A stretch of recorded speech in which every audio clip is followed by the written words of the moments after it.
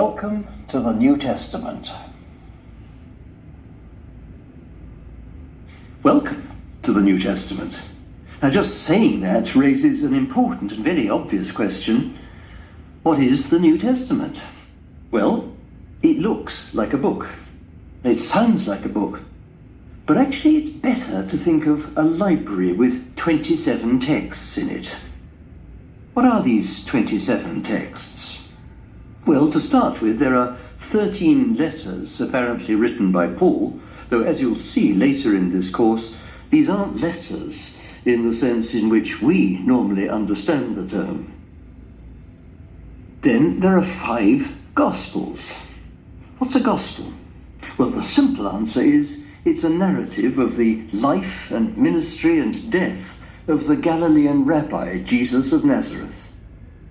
Now, I said 5, didn't I? But you thought there were only 4. Well, that's true. There's Mark, and there's Matthew, and there's Luke, and there's John. But there is another narrative, the story of how the life of Jesus continued in the group of followers that he left behind. And we call it Acts of the Apostles, though actually only 2 of these apostles, that's Peter and Paul, really seize our attention. We call that one the Gospel of the Holy Spirit.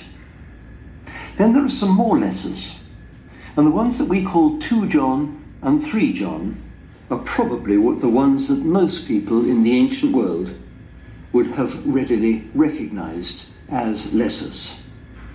1 John that comes before them in your New Testament isn't really a letter at all, but it's a beautiful meditation on the place of love in the Christian life. And if at that point you find yourself thinking, oh no, he's not going on about love, is he? Just sit down and read through the first letter of John, slowly and reflectively. Then there are 2 letters attributed to Peter, the leader of the early church.